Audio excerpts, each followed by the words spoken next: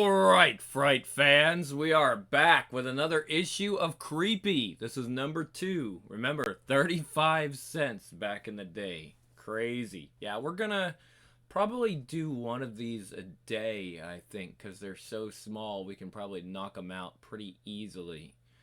Okay, so let's get started.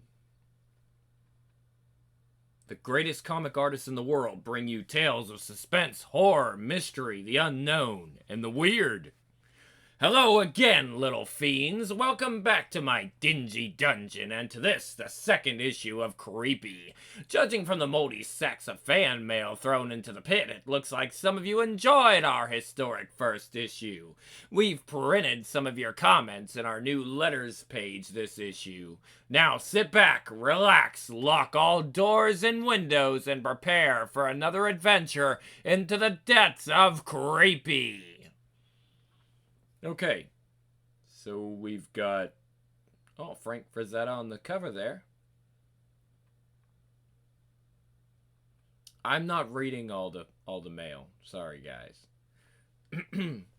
They're always the same, located in the seedier areas of town. Bright lights, gaudy games, like permanent miniature carnivals. You've seen One Penny Arcade, you've seen them all, or have you? So let's look in on some fun and games. I mean it, Phyllis. I've had it up to here. I've taken all I'm gonna take from you. Harry, I do not have to listen to this. It's bad enough at home, but on the street I won't take it. You shut up or I walk right away. That's right. I know this one, Phyllis. You walk out more than the Russian delegates. If you were any kind of wife. That's enough, Harry Gorman. I'm going straight home. I hope you have your key, because I won't be opening any doors for you. Phyllis, get back here. Or, all right, that tears it. One of these days. Fun and games. Try your luck. Test your skill. Lots of fun. How about it, mister? You dirty no-good tramp.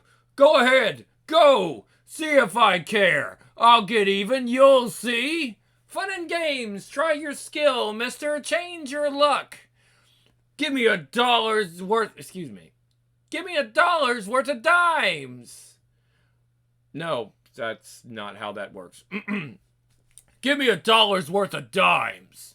Boy, that Phyllis, she just keeps asking for it. Right you are, mister. Fun and games make you forget all your troubles.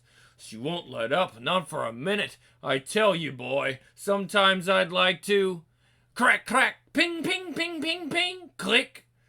Cardboard birds, crummy cardboard birds, and I keep missing them. If that were old Phyllis, I bet I wouldn't miss. No, sir! Phyllis! Hey, why'd you stop, you lousy... Hey, why'd you stop, you lousy machine? Won't score my hits. Junk, thump, crash. Easy, mister, easy. Don't take it out on my machine. What? Letting off steam, right, mister? I know how it is. But you've got big troubles, and that's a little machine. Come on downstairs. I got just the thing for you. What is this? All this junk. Just broken down machines. Right this way. Just beyond all this, something special is worth the getting to. What do you mean, something special? What's this gonna cost me? Don't worry, it's worth it. Try it first, you'll pay later. Here we are. It's just an old shooting gallery, but it's so dark I can't even see the targets at the other end. Here you go, just insert one of these clips. Hey, I never saw a rifle like this in a shooting gallery. Looks like the one I had in the army. I wasn't bad with it. Just a little light on the target area. Good Lord, the target! That looks just like Phyllis standing down there. That's the beauty of it. Just a stuffed dummy, but it always looks like who you want it to be. Otherwise, where's the satisfaction? Blast away. But it's so lifelike.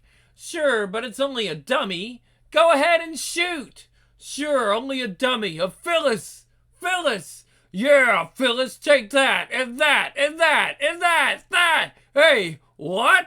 Blam, pow. Phyllis, good Lord. Phyllis, what's wrong with me? I've got to get out of here. Home, see Phyllis. Taxi. Hey, cab.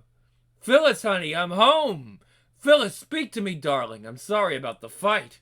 Oh, my Lord. Phyllis! How did it happen? Just like the dummy in the penny arcade. The hunchback! He's responsible for this. You! What did you make me do down there? Why, mister, it's just like I said. You'll pay later. Don't tell me you're still not satisfied. My wife is dead. I don't want that. Somehow you made me kill her. I want her back. I want Phyllis alive. Okay. Never let it be said I didn't try to please a customer. All right, mister, you step in here. I close the door and your wife's alive. Test your luck. Try your skill. I want Phyllis alive. Make sure you stick to your bargain. Hey, it's pitch black in here. I can't see a thing. Wait a minute. What do I pay for this? That's better. Now, hey, I can't move. Phyllis, no! Yeah! Pow, crack. Wasn't that fun, fellow fiendsters? So remember, next time you go into a penny arcade, don't go into the cellar, and when you go for change, dummy up, or you might pay. The end. If you believe in vampires, are you bats? Well, my doubting little friends, let's check the facts in Creepy's loathsome lore. As usual, the Greeks had a word for it. Virkolakas. Vrekalakas. I'm not Greek, sorry guys. The vampire tradition is oldest in Greece, going back to the ancient times when blood sacrifice was a favorite pastime. Romans developed the quaint custom of drinking the blood of slain gladiators in the belief that it cured epilepsy and gave greater courage. 17th century Hungary produced Countess Elizabeth Bathory now, who believed drinking and bathing in the blood of young girls preserved her beauty. Local residents found 650 victims excessive and ended the Countess's beauty treatments and the Countess. British vampire John George Ha believed the blood of elderly widows and... hold on. He favored the blood of elderly widows and disposed of the remains in an acid bath. He was apprehended in 1949 when his 9th victim proved a slow dissolver. Even today, vampirism affects us, as in our speech with expressions like something I can sink my teeth into and bloodsucker. So when a friend says, I'll bite, watch it, he actually might. Spawn of the cat people. Good Lord, a Black Panther in New Mexico? Yeah! Morning mist and half light make it tricky. Gotta be careful or I might. Pow! Blast! It's getting away. I'm sure I winged it. Beware, cat people. Ugh. Poor devil's had it. What was he trying to tell me? That'll keep the wildlife away until I can bring help. I've heard there's a small town tucked away near here. Better make it for there. Town must be near. Where else could the man have been from? He was no vacationing hunter like me. Strange business. Man-eating Black Panther. Hope the town's large enough to raise a posse. Hey, what's this? Who are you, stranger? What do you want? My name's Todd. I'm a hunter from the city. Are you men insane? Untie that girl. Don't interfere. We know what we're doing. A curse inherited from her father is on this girl. We got the father. Now we want her before more damage is done. While that girl lives, our whole town is threatened. She's the daughter of a foreigner who married a woman of our town. His tainted blood flows in her veins. Superstitious drivel. The girl's coming with me. Not if we can help it. This way. This way. I know a place where we can hide from them. They're mad as hornets. Can you travel with that wounded leg? It's only a scratch. Some scratch. Looks almost like a bullet wound. I've an instinct for this. How can you make your way through here? It's more an animal path than a trail. Hurry! They can't be too far behind. Amazing, she leaps from rock to rock as gracefully as a cat. Hold it. Let's take a breather. I need to rest, and there are a few things I'd like to ask. But it's just a little further and... Puma! Don't shoot! You'll give away our position! She's just staring at the cat. How? Not now. The cave's just ahead. Cave? It could be the den of that puma. How do you know about these things? My father showed me when he took me hunting. Come on in. It's dark and cozy. Safety at last. Your eyes in the darkness, they glow just like a cat's. Cats. That's what the man meant this morning. Beware cat people. People who can turn into panthers like you did when you killed that man I found. This time I won't miss. Pow, pow, pow. We found you, stranger. You and the girl might just as well come on out. You can relax. I've done the job for you. I was so blind, ignoring your warnings, her animal instincts in the woods. If it hadn't been for her eyes, those great cat eyes glowing in the dark. She had her mother's eyes, all right. Too bad that was all. Just like her outsider daddy could have caused a lot of trouble. In a town where everyone else can change into a cat. Don't let him near the rifle. He almost killed me when I took care of the girl's father this morning. Yeah! Tut, tut, tut. Looks like chow time, and also time for another one of my yowling yarns. New iron-on monsters. The newest way to monsterize your shirts, t-shirts, sweatshirts, jeans, jackets, notebooks, anything. Each is in full color. These are actually kind of cool. Dracula, Frankenstein, the Creature, the Phantom, the Wolfman, and the Mummy. Oh, that's actually pretty cool. And remember, iron-ons are still a thing we do today. Many, many years later. A Chamber of Horrors guillotine. Well, I could use one of those. Human skeleton. Parts snapped together. No gluing, no painting. Moves into any position. I think they use those as like models now for, biology science classes. I think those are the same. No, that's got the little circle at the top. So that's one of those small cheap ones you can get at the dollar store. Psst. Listen to creepy creeps. Follow your ghoulish guide down into a museum storeroom where 5 men examine their archaeological treasure, recently rifled from an Egyptian pyramid, from the ancient tomb of Pharaoh Akhenaten. Instead of Akhenaten, it's Akhumum, whose life after death preparations had included the wardrobe of monsters. Gentlemen, we are ready to unseal these unusual extra sarcophagi we brought back, found along with Akhumum's mummy. Will this bring a curse upon us? I've heard such things before. Poppycock, the dead have no power over the living. Todd, open it, Baxter. Good Lord, a winged corpse.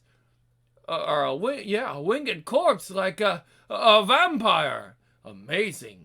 What will the other caskets hold? Help me open them, Murchison.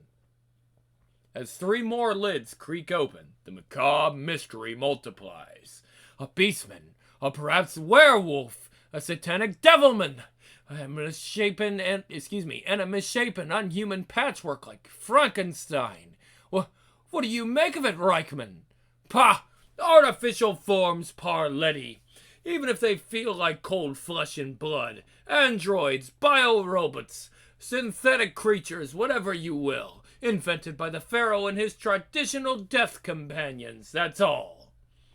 He's talking about androids and biorobots. Man, they're in a couple centuries ahead of us.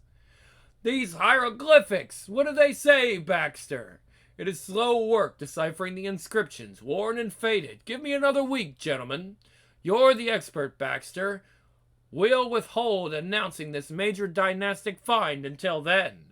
Fame for all of us and fortune, the archaeological bonanza of this century. I'll work nights and hurry up my decipherings, gentlemen. Night after night, Arnold Baxter laboriously pieces out the hoary messages, starting with the pharaohs. Wardrobe of bodies? Good heavens! Does it mean his astral spirit is supposed to put on those bodies like wearing clothes? Translating from one of the other sarcophagi should give the answer. An eerie answer, indeed. To inhabit first form, touch magic amulet. Pronounce charm, Zotzil. Balderdash, of course, a pharaoh's mad dream of escaping from his dried dead mummy and living new lives. By donning his wardrobe of waiting bodies, I'll try the mumbo-jumbo myself for laughs. Zotzil! Startled, Baxter feels strange forces wrenching him, turning him inside out, tearing him asunder, and then my body, lying there, yet I seem to be detached, wafting into the sarcophagus towards that monstrous form. It can't be! It can't be! I'm wearing the vampire's body. No, is my mind, my mentality trapped within this loathsome form? I want to get out. Help! Instantly at his wish command. Thank heaven, it seems I can enter or leave this vampire form at will. It's like putting on and taking off a suit of clothes. No one knows of this, not even my colleagues. Other thoughts arise as Arnold Baxter's detached psyche again dons the evil form in the sarcophagus. Why share the worldwide acclaim and awards to come for discovery? And why split up the pharaoh's treasure 5 ways when I can reduce the number 1 by 1? Who can trace the murder trail of a vampire back to me? Ah! Ah! Ah! Ah! Ah! Instead of the he did, which sounded retarded. Henry Murchison first. He'll pass from temporary sleep into eternal repose. Silent, bat-like wings carry the monstrous killer back to the museum and number 1 out of the way. And nobody the wiser that I, Arnold Baxter, did it. Perfect. Perfect. Next day, it will go into the unsolved cases. Rounding up homicide suspects, the police never include vampires. Heh.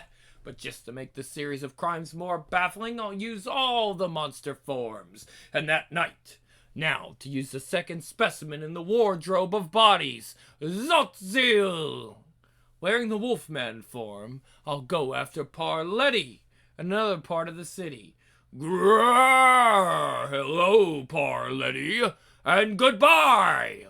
Loping unseen back to the museum. 2 down, 2 to go! Ah! See, it sounded stupid. Baxter has a caller the next day. Timothy Todd? What? First Murchison, then Parletti. Which of us will be the next victim of the Pharaoh's retribution? It must be that. Baxter, is there any mention of a curse upon those who defile Ak-Umum's tomb? Not a word, Todd. Supernatural rot. With his weak heart, Murchison probably had a stroke. And perhaps a wild dog attacked Parletti. I don't know. It's still more than sheer coincidence that 2 of our colleagues should die so suddenly. Another death, if not my own, and I go to the police. You just appointed yourself number 3, Todd, tonight. As midnight tolls, they say it is not moral aversion, but only risk of being caught that deters men from crime. That without fear of punishment, any man will commit murder to benefit himself. And why not?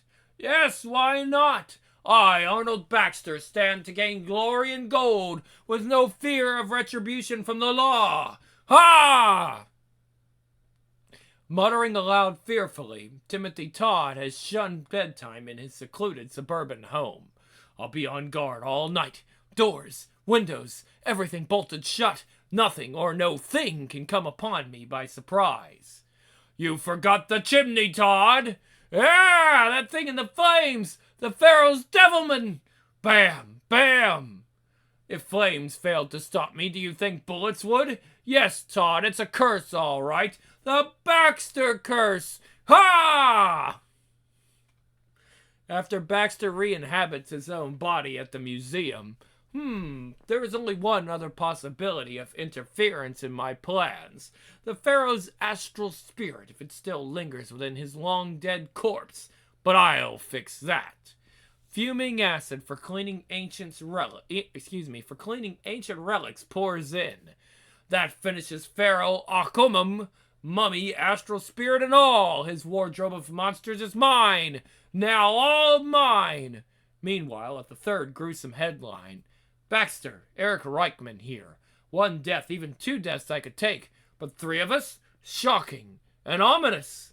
Only you and I left now, Baxter. I'm coming to talk this frightening business over with you this evening. I'll be waiting for you, Reichman. An ambush! Ha! Out of the night shadows as Reichman arrives. What are you saying, Reichman? Take my share of the Pharaoh's loot? How kind of you! Later in the storeroom. But where's my body? It's gone! Hearken, Arnold Baxter. When you destroyed my mummy, you awoke my slumbering astral spirit. The dead Pharaoh's voice. No, wait. Oh, Lord, now I know. It's my own voice from my body. Your body, Baxter, and now belongs to me, Pharaoh Akumum. And in return, you have my wardrobe of monster forms forever. Well, kiddies, if you ever see a lumbering shape pass by your window, chances are it's Arnold Baxter looking for his own body. Ah, ah, ah. Well, anyway, stay tuned because Uncle Creepy has another terror tale to stun you with. End. And now a few words about werewolves dredged up from Creepy's loathsome lore. As you know, some of my best friends are werewolves, and if any of you monsters think they don't exist outside this dungeon, well, read on. And I have met people that believe they're werewolves. In Texas, no less. Yeah, true story. I don't know if they still think they're werewolves, but at the time they did. Man's assuming a wolf-like state goes back to the dawn of time when prehistoric man found it necessary to band into wolf packs to hunt game and sometimes each other. Werewolf legends spread among ancient Norsemen because of berserkers, fierce warriors who charged into battle like madmen, hideously garbed in wolf pelts. The wild coasts of medieval Scotland were terrorized by the Bean Clan, a family living like wolves in a cave who practiced cannibalism and robbed and killed nearly 1,000 victims. Far later in France, a young herdsman, Jean Grenier, claimed the full moon transformed him into a man-eating wolf with over 50 people dead by his hands. Authorities were inclined to agree. Now, with mental institutions and psychoanalysis, cases are more rare. Yet, a full moon inevitably signals a rise in crime and mayhem. They've done studies on that. Coincidence? Perhaps. But when the full moon beams, pick your company with care. Through the New England countryside, a car travels slowly. Inside, its occupants are bored, secure and unaware how much terror the next few seconds will bring. Great. The studio sends us hunting for a movie location and all we find is fog. It's slow going, Randy, but it could be much worse. Welcome, stranger. Blowout. Watch it, Mark. We're swerving off the road. Woo! Close call. You okay, Randy? This road's littered with broken glass and nails. You'd need a tank to come through without a flat. How's that tire? You mean tires? We blew the back one out. We blew out the back one also. Oh, great. 2 flats and 1 spare. We're stuck. Listen, that sounded like a girl screaming. It came from this direction. Look! I think you're hearing things, but if this town is a place to fix those flats, I forgive you. This is amazing. A crossroads hamlet right out of the movie script. This fog's creepy enough without drawing parallels like that. Remember, that script is a horror story. Hello, anybody home? Seems deserted, a little too far off the beaten path, even for one of our horror movies. Locked up tight and not a soul to be stirred. Gives me the willies. I know what you mean. It's, listen, bells. Bong, bong, bong. On the hill, a church. Everyone must be there for some kind of service. In the middle of the week? Randy, the windows and doors. Boarded up, like they don't even use it anymore. Eee! That scream again, from out back. There's something going on in that cemetery. A gathering of people. It must be a funeral. The fog is lifting. Maybe we can see. Good Lord! They're tying that girl beside the open grave like some kind of sacrifice. Intruders observing the sacrificial rites. This is the 20th century. What kind of superstitious mumbo jumbo do you think you're pulling here? Untie that girl and leave her alone. The blasphemers would halt the sacrificial ceremony. Take them. You wanted to free the girl? Very well, we will release her, and you can take her place. Vene, facere, omnes malos! That chant, what's he trying to do? It's almost as though he's calling something out of that grave. Listen, in the grave I can hear noises. Something's in there. It's coming out. Yeah! Surprise! Our play acting sure fooled you, huh? Great idea to convince you our town's the right location for your horror movie. Say, what's the matter? Can't you boys take a joke? Good Lord, what have we done? Doc, what's wrong? They won't be shooting any movie here. We were too convincing the first time. These men are dead from fright. Well, kiddies, things got pretty grave for them two city fellers, yuck, yuck. Well, that's one way to get even with the movie companies that turn out those horrible horror movies and give us creeps a bad name. Now get set for another creepy tale. Heh, heh, heh. Hello, kiddies. Ever been misunderstood? Try to be good and all you get is a kick? Well, that's what happened to my metal friend, Adam Link.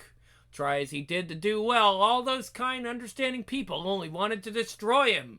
If you've ever felt this way, you know what I'm trying to say. Well, here's his sad story in his own words, which he appropriately calls I, Robot. My Creation by Adam Link. Much of what has occurred puzzles me, but I think I am beginning to understand now. You call me monster, but you are wrong. Utterly wrong, as I will prove in writing. I hope I have time to finish. I was created through the past 20 years by Dr. Charles Link. So many of you seem to have doubts, but I am a true robot made of wires and wheels, not flesh and blood. 6 months ago, Dr. Link's patient labors were nearly done. Now to close the skull plate, Terry, then connect the pelvis battery. Will it, come alive? My first conscious recollection was seeing and hearing my creator, Dr. Link, and his little dog, Terry, but the sounds and sights were confused. I lay still for 3 days before I felt the urge to move and arise. Quiet, Terry. He is chained in his present blank mental state. He might blunder off witlessly. He is like a baby, a human baby slowly becoming aware of the world around him. He hears you bark, Terry, turns his eyes to see you, but is his electronic brain really alive? Will it memorize, associate, think? For 3 days, like a worried father, Dr. Link wondered if I had been born a hopeless idiot, or perhaps a dangerous monster, for suddenly, as if angered by the dog's barking, "Look out! The robot could crush you easily in his powerful hands. Is he nothing but a monster? Arf! Arf! Yip!" But my next act in swift reflex changed Dr. Link's mind, as Terry's yelp of pain made me realize him instantaneously. Yip! Yesterday, the robot saw that when I stepped on your tail, you yelped in pain. He now associated pain with the grip of his hand and let you go. Memory association, the sure sign of a living brain. No longer afraid, Dr. Link unchained me. I learned to walk in 3 days. First, watching Terry, I crawled on my hands and knees. Then, like a child discovering the thrill of added height on stilts, I struggled upright. And soon, Dr. Link was parading me up and down outside the garden until my stride became steady. I also learned to talk in 3 days. The names of objects and verbs demonstrating action were rapidly added to my memory banks as fast as Dr. Link could speak them. Now repeat. Book, pen, paper, telephone, Terry, dog. He runs. He barks. He jumps. Under my creator's tutoring, I learned reading at phenomenal speed. In a week, I graduated to adult books, then scientific abstracts. A vast fund of information from his well-stocked library poured into my retentive brain. Your brain will be saturated with knowledge soon, if I last carrying them. Retired and living by himself, Dr. Link only had a cleanup woman coming in once a week. When the first Saturday of my active life rolled around and she arrived for her dates, Dr. Link, help! That thing! Help! Having never seen me assembled before, the frightened lady had no idea I was an invention of Dr. Link. It's only my robot, who was testing the full jumping powers of his mechanical muscles. She fainted. Perhaps, Dr. Link, it would be wise for me to stay locked in the storeroom and read on the day she comes. Oh! A trivial accident. A far more important milestone was reached 3 months after my awakening to awareness. Dr. Link one day spoke to me, not as teacher to pupil, creator to machine, but man to man, recalling how in 20 years he had perfected my iridium sponge brain, sensitive to the impact of an electron. It is the sensitivity of human thought itself which is akin to your microcircuits of electrical flow. You mean I think like humans do? What Dr. Link replied truly startled me. Yes! Therefore you are not merely a thinking robot or a metal man. You are a new kind of life, able to independently think, reason, and perform. Your kind can be of inestimable aid to mankind, but your training must continue. Dr. Link now revealed the full details about my inward mechanisms and taught me to become self-sufficient. That battery must be replaced every 48 hours. Electricity is your food, your very life. Without it, you are so much metal junk. Dr. Link explained how all my other parts and devices had been ingeniously designed, and I soon knew more of what made me tick than any human knows of his organic complexity. But the human body is a marvelous organic machine that no robot can match through evolution. Nature had 20 long ages to perfect her robots. Dr. Link only had 20 years with me. Amusingly, yes, I too have a sense of humor. Dr. Link's occasional gardener simply could not accept me for what I was at first sight, though he did not share the housekeeper's panic. How do you do, Jenkins? Dr. Link asked me to introduce myself. I am an intelligent robot. Yeah, trickery. There's a tape inside or something, Dr. Link. That thing can't be intelligent. I'm afraid Jenkins doesn't realize my robot is more intelligent than he is. In fact, you have the intellectual capacity of a very brilliant man. If so, I will continue to program into my brain all the knowledge I can. The weeks slipped by as I went through Dr. Link's scientific library, scanning a page at a time with my TV eyes. Fully trusting me, Dr. Link did not turn my off switch when he slept. Requiring no sleep, I studied through each night. And one day came the most thrilling moment of my short 6 months of life, as Dr. Link stared at me proudly. Yes, master?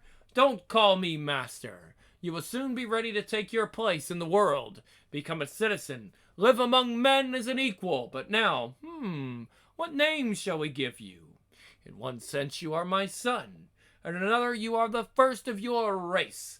What better than to combine the two and announce you to the world as Adam Link? What Dr. Link's actual plans for me were, I will never know. The next day, my kindly creator was dead. I was reading in the library when I heard a thud and groan, and after I rushed into the laboratory, I found Dr. Link with his skull crushed by a loose angle iron that held up his high-voltage transformer. Dr. Link, I see blood. He lies so still. By chance, it was Saturday, and as the cleaning woman came and took one look in the window, seeing me raising Dr. Link's head to examine the wound, she fled screeching. Yeah, that robot! That horrible monster! He killed poor Dr. Link! I knew it would happen! I hardly heard or realized the significance of her cries. I was staring down at my dead creator and friend. Little Terry whimpered beside the body. He felt the loss of his master. So did I. I am not sure how humans would feel over this, Terry, but to me the sunlight suddenly has faded. Well, my life with Dr. Link is a closed book. He planned for me to take my place out in the world as a citizen. I will take a fresh battery and carry out his wishes now. I heard a dog is man's best friend, even a metal man's. Terry followed me into the woods surrounding Dr. Link's place. Where is the end of this forest, Terry? I've never been away before to any town or city. I'm afraid I'm lost.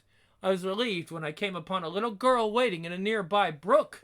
My microphonic voice startled her, and when she turned to see my alien form, Please, miss, I need directions. Eek! A horrible creature! She lost her balance, in danger of drowning. Kneeling at the edge, I grasped her wrist to pull her out. Forgetting my strength, her wrist bone snapped. Crack! I'm sorry to cause her pain, but I'll save her life anyway. Eee! But all of this was misinterpreted when you others of her picnic party answered her cries. Dr. Link's robot escaped, went berserk, tried to drown little Francis the fiend. Drive him away! You drove me away in blind hate, and the next morning your posse was hunting me down like a wild beast. There's the Iron Monster, Dr. Link's killer. Get him! Destroy him! I must run out of range, Terry. A well-placed bullet can slip through a joint and strike a vital spot within me. But the bullet that hurt me the most was the one that got Terry. Yee! Terry, my faithful dog, my only friend. I picked up his corpse and outdistanced the mob with my machine powers. I buried poor Terry silently. A robot cannot shed tears. Your joyful barks chasing me in the garden, licking my hand I'll never forget. Goodbye, Terry. Forever. Another night of hiding motionlessly. Another dawn, and when I saw the parked car, I acted much as a starving man finding food. Sluggish. Current low. This battery will replenish my powers just in time. It must be one of the posse's cars. The humans who seek my destruction. All day it was another grim game of the hunters and the hunted. I dodged, circled, backtracked, avoiding all your ambushes. But I was still completely lost. This way, men, he can't be far. How close I am, they don't suspect. But how will this end? Where can I go without meeting more humans? More unreasoning hate and fear. At dusk, my electro pulse leaped at a familiar sight. Dr. Link's home. By luck, I had circled back to it. No guards around. Evidently, they took Dr. Link's body away for burial. The ceremony I read about in books. Dr. Link's effects had been sorted, and I found the book he had kept in his private desk. Kept hidden from me. Why? Now I understand. Like me, this poor creature was hounded, though innocent. Why must humans instantly believe that a created creature must turn against its creators? I could not control the sudden anger tiding over me as I saw the posse approaching, having picked up my heavy metal-made footprints. Beware, you human monsters. Beware that you do not make me the monster you call me. Your posse came on, surrounding the house, cutting off all escape. I could see your flares and feel the black hatred within you. The robot monster is trapped. Come on, we'll storm inside and smash him to bits. With my mighty machine powers, I could have rammed through your lines, but it would only have been at the cost of several human lives. That is precisely the reason my hand is on the off switch, ready to blink out my life before you rush in. Ironic, isn't it, that this monster cannot force himself to take even one human life to save one, Adam Link. Tut tut. See, kiddies, what happens? But don't cry too hard, because this is only the first story of the adventures of Adam Link. Look for more in future issues of Creepy, your Ghoul's Guide for Bitter Reading. Oh, I like that we're going to get more Adam Link. It's an interesting story here. Own a giant fly. Sticks on wall, full color, over 8 inches wall. Wow, look what's on the wall. Miniature germanium radio. No batteries needed.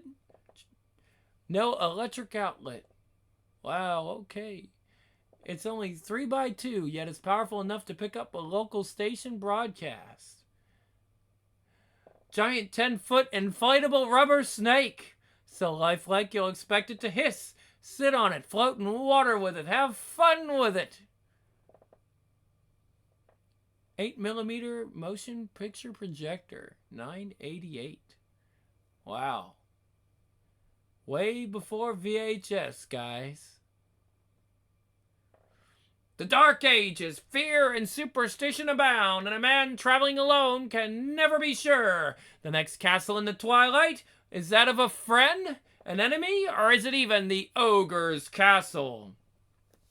Turn back, the castle is cursed. Nothing there but monsters, sorcery, destruction. Months ago, my younger brother went off on a quest towards this castle. Now I seek him out. Aside, old man, warnings and wives' tales won't make me put off learning my brother's fate. Beware that his fate does not become yours. Another warn. Ooh, excuse me, guys. Another warning.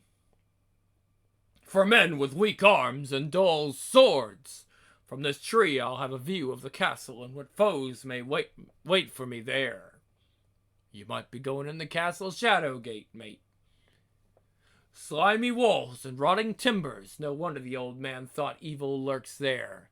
No better spot. Wait, someone's coming out. A girl.